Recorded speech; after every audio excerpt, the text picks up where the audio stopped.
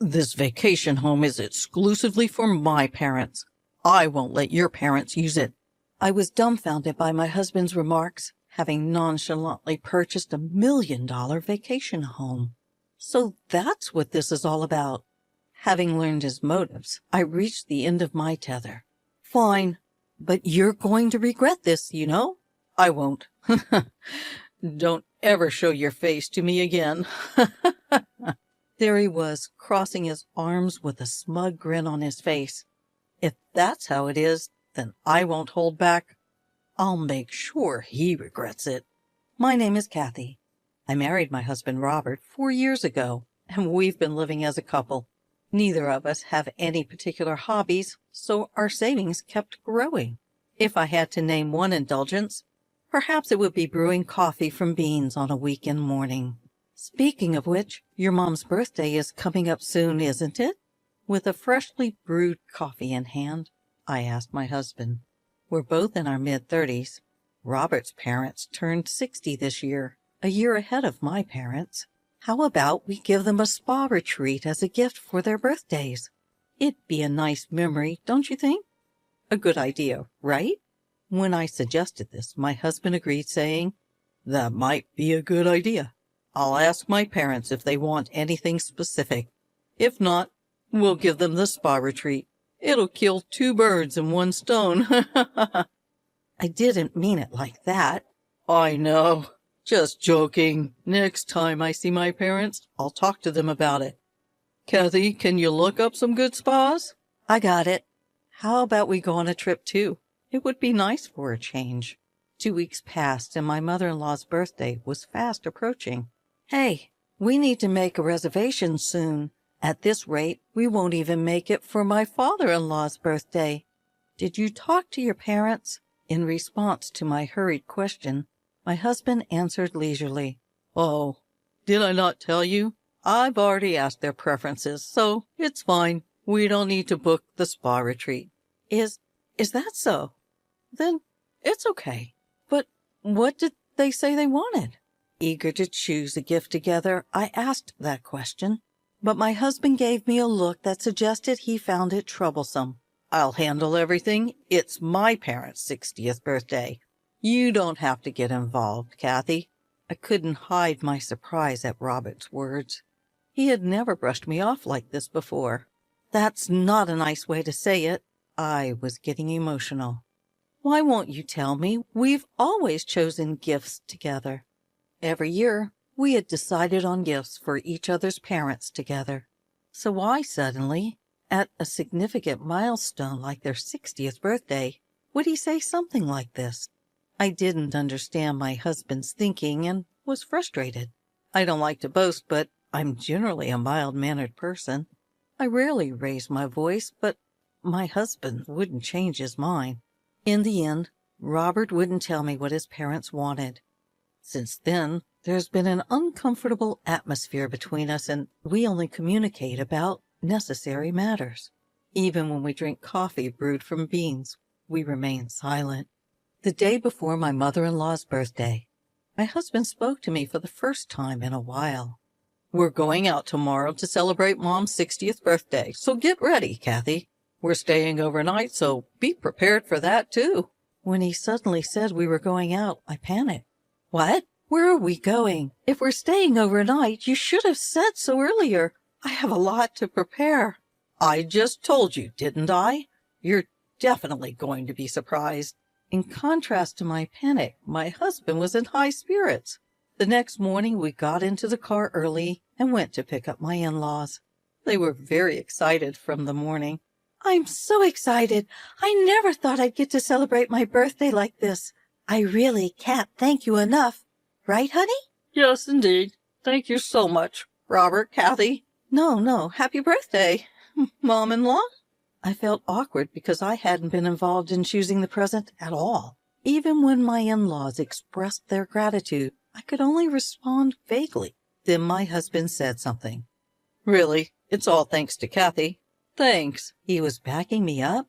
I was really happy with my husband's consideration. We'd had been at odds recently, but it felt like we could go back to our old relationship.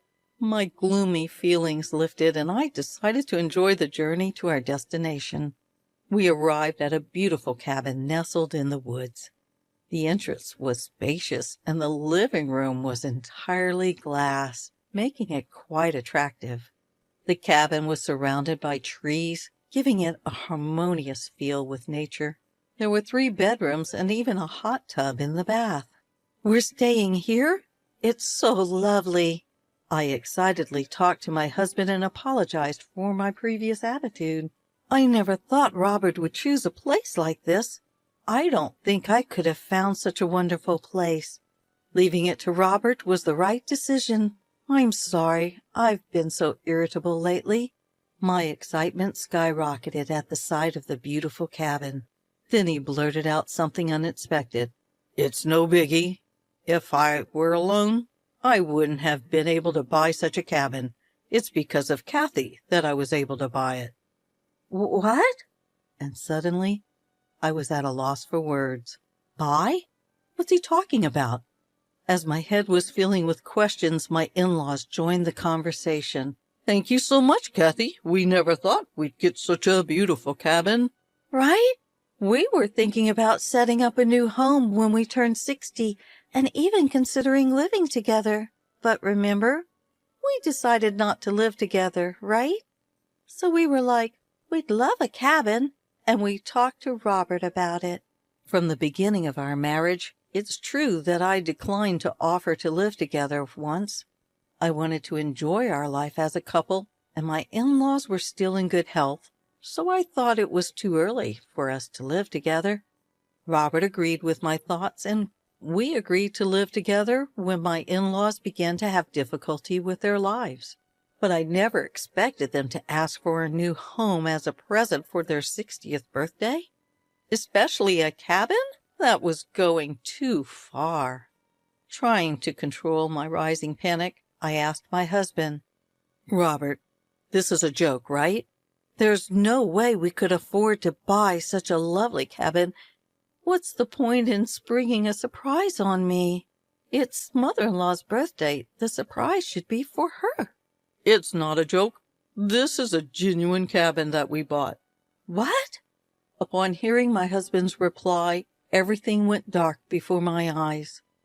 While I was in a state of shock, he continued, "Man, it really saved us. They said I couldn't get a mortgage on my own income. It was a good decision to get a joint mortgage."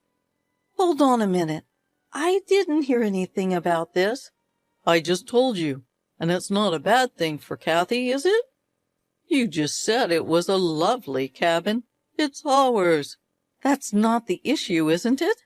How much did this vacation home cost you?" My frustration aimed at him, he dropped a surprising fact. $1 million. "What? $1 million? It was for my parents' 60th birthday. I thought we'd splurge a bit," he said. The amount was more than I could have ever imagined, leaving me dizzy. As if to add insult to injury, my husband began to spill an astonishing fact. "We couldn't get a loan for $1 million property in both our names, so I used all the money we've been saving since our marriage, the joint account, as a down payment," he confessed. "What?" By this point, I was past beyond being shocked and was just plain dumbfounded. Why could he be so selfish without even consulting me?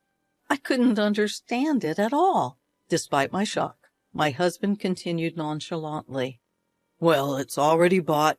Can't do anything about it now. Besides, I took into consideration Kathy's option of not living together. Isn't that good enough?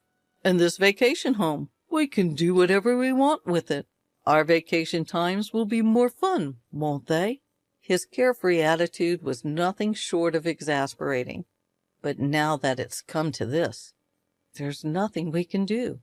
Just as Robert said, this vacation home was indeed lovely, and our holiday enjoyment would increase.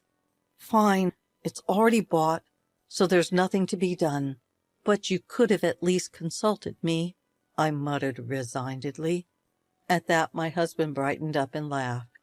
That's more like it. I should have consulted you. I apologize. I wanted it to be a surprise for you too, Kathy. You're quite something, aren't you? Without my knowledge, Robert got a joint mortgage, even using our joint savings, but luckily, we don't have any big expenses coming up. I earn significantly more than Robert, and I have my own savings. Let's just accept it and think of it as a good purchase. Feeling resolved, I decided to enjoy the grand celebration for my mother-in-law's birthday party and a 2-day stay at the villa. Once home, I brewed a coffee and indulged in the memories of our villa stay. It was surprising, but the villa was really splendid. It had a wood-burning stove in the living room, which would be enjoyable in winter. Feeling happy, I spoke to Robert. Hey, when are we going back to the villa? I want to get some new dishes for the villa. Yeah, I'll check with my parents. Can't we go by ourselves? Well, the villa is technically in our names, but it was a present for my parents' 60th anniversary. It'd be wrong if they had plans, right? I had a bad feeling. Even though it's in our names, I thought it might practically become my in-laws' property. I quickly suggested, as it's our villa, we can invite my parents too, right? Yeah, if they're available. He answered non-committally, but he didn't refuse. That's a relief. The villa won't become my in-laws' property. But that was too optimistic. For the past 6 months, I'd not been allowed to stay at the villa once. I go there, but I can't stay overnight. I drop my in-laws off at the villa, am made to prepare food, and then have to return home. The next day I pick them up from the villa, clean up, and drive them back. It's been like this for 6 months. Despite my many complaints, Robert always has some excuse and sometimes even yelled at me. But today, I'm not giving up, because soon it will be my parents' birthday. Hey, Robert, my father's birthday is in 2 months. We can invite them to the villa, right? It's our villa. I emphasized our villa and appealed to Robert. But his reply was the same as always. If my parents don't have plans. That again? It's always the same. We haven't stayed at the villa once in the 6 months since we bought it. It's always your parents who get priority. It's our villa. We should be the priority. Plus, I'm also paying the mortgage and the down payment. My parents should be able to stay too. Today, I'm not backing down. I put my foot down more than usual. Then Robert frowned, replied like this. Shut up. That vacation house is for my parents only. I won't let your parents use it. I suppose that was part of your plan all along, wasn't it? No wonder you bought the vacation house without telling me. The tolerance I had shown until now snapped in my heart, making a sound as if something had broken. I'll never forgive you. Don't think you can get away with such selfish behavior. I proposed the following to my husband. Fine, if that's how it is. I won't hold back any longer. Let's get a divorce. What the hell? You're such a petty woman. Well, whatever. I'm quite appreciated by my parents for buying that vacation home, and I'm sure my mom would do the housework. I won't be in trouble at all without you. Of course, if we're getting a divorce, I won't let you use that vacation house. Still okay with you? My husband had a triumphant look on his face, crossing his arms with satisfaction. I felt pathetic for falling for such a man's smooth talk, but it's too late to regret now. All that's left is to get my revenge. I lowered my voice and put pressure on my husband. You sure? You're going to regret it? Like hell I will. Fine, it's settled then. Don't ever show up in front of me again. The next day, I filed for divorce. It was accepted without issue, and I decided to head back to my parents' house on foot. The call from Roberts to my parents' house came a few months later. When I answered the phone, he was in a panic. Is that you, Kathy? What do you want at this point? We have nothing left to talk about. In response to my cold reply, he shouted back frantically. I tried to call your cell phone. Why didn't you pick up?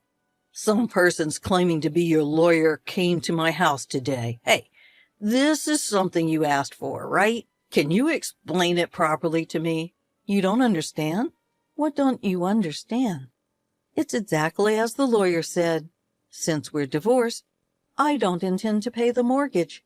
If you don't comply, I'm considering selling the vacation house. That's all.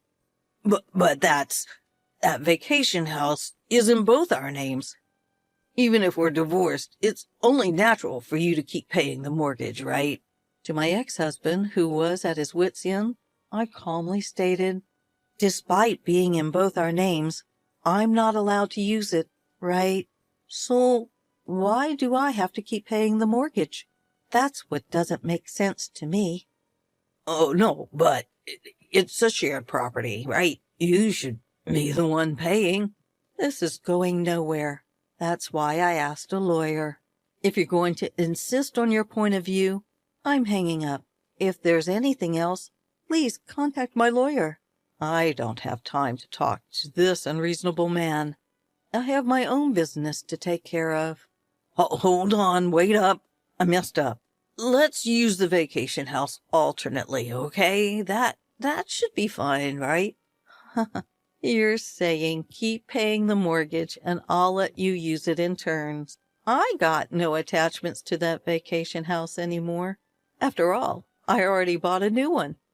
Wait, what? Yes, I gifted the vacation house to my parents for their 60th birthday. It's not exactly a $1 million estate, but a cozy cottage that they love. Are we done here? I don't have time to be chit-chatting with you. Hold on, please. I quit my job. I know that. What? It was probably my father who caused it, wasn't it? My father is an executive in a top-tier company. He has many acquaintances, presidents, and executives of other companies. Robert's company president was one of them. Angry at Robert's treatment toward me, my father must have talked to Robert's company president about it. How can we have such a person in our company? The president expressed his anger.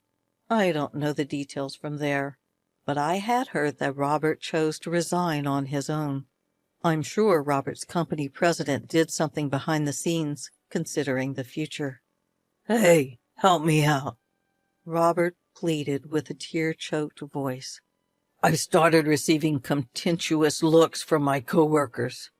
I chose to quit. I found a new job, but the salary is less than before. I can't keep up with the mortgage payments on my own. Your father is the cause, right? Then isn't it his responsibility to continue paying the mortgage? He's so self-centered. How much further will he go to satisfy himself? I was at my limit with his selfish comments. Sure, my father might have caused you to quit your job, but the one who created the initial cause was you, Robert, wasn't it? Don't twist it to suit your narrative. You're the one who's wrong for touching our shared property because you wanted to look good to your parents. You've brought this on yourself. I didn't think it would turn out like this. You reap what you sow. I hope you suffer in the depths of mortgage hell, you selfish jerk. Wait, please. I heard his desperate cry, but I hung up the phone without waiting. In the months following, I negotiated through a lawyer and finally got out of the mortgage for that vacation house. In the end, Robert couldn't continue paying the mortgage on his own, and the vacation house seemed to be sold. Because the property's value had decreased, it seemed Robert had ended up in debt. Even his in-laws were flabbergasted, and he is reportedly living a ragged life in a cheap apartment now.